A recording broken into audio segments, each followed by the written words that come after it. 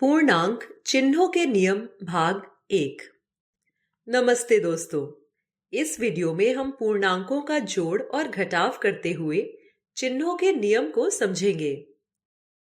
इस संख्या रेखा को देखिए। संख्या रेखा के बीच में शून्य होता है।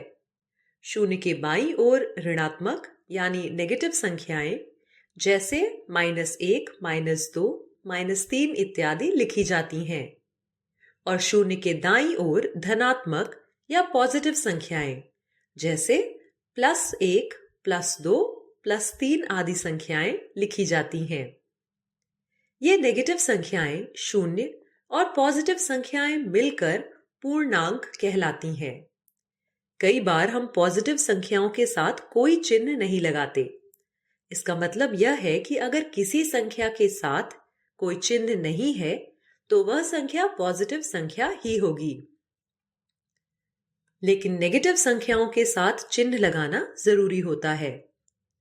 अब जानते हैं कि जब पूर्णांकों का जोड़ और घटाव किया जाता है तो उत्तर में चिन्ह कैसे लगाया जाता है, यानी कि पूर्णांकों का जोड़ घटाव करते हुए उत्तर में चिन्हों के क्या नियम हैं।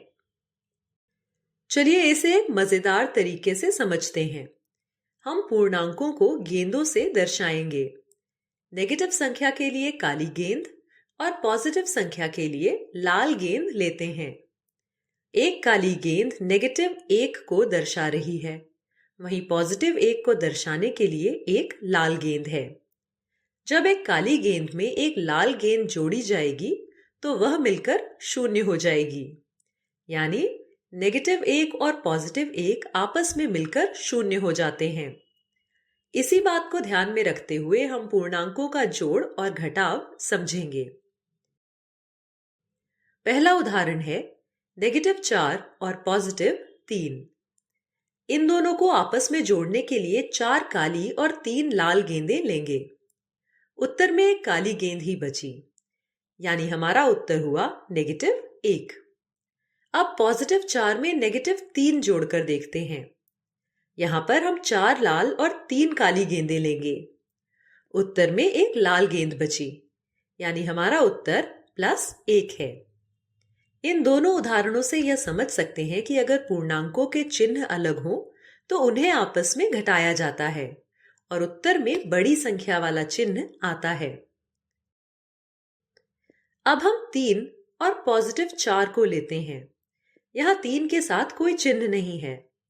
जिस संख्या के साथ कोई चिन्ह नहीं लगा होता वह संख्या पॉजिटिव संख्या ही होती है, इसलिए हम इसे पॉजिटिव संख्या ही मानेंगे। यहां क्योंकि दोनों ही संख्याएं पॉजिटिव हैं तो हम केवल लाल गेंदें ही लेंगे। जोड़ करने पर हमारा उत्तर 7 या +7 आया। अब अगला सवाल लेते हैं। -4 और -3 दोनों ही संख्याएं नेगेटिव हैं, इसलिए केवल काली गेंदें लेंगे। यहां हमारा उत्तर -7 होगा।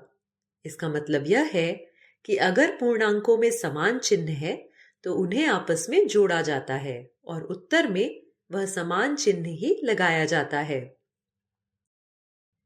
इन सभी उदाहरणों से हम यह समझ सकते हैं कि पूर्णांकों को आपस में जोड़ना है या घटाना, यह उनका चिन्ह देखकर पता चलता है। समान चिन्ह होने पर जोड़ और अलग अलग चिन्ह होने पर घटाव किया जाता है। इन नियमों को हम इस चार्ट की मदद से याद रख सकते हैं।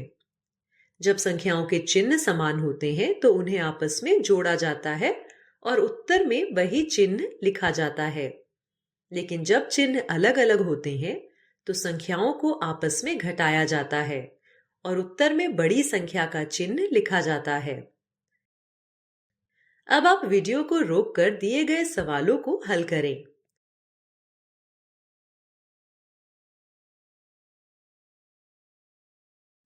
सवालों के सही उत्तर हैं। क्या आप सवाल सही से हल कर पाए? अगर नहीं तो इस वीडियो को एक बार फिर से ध्यान से देखें।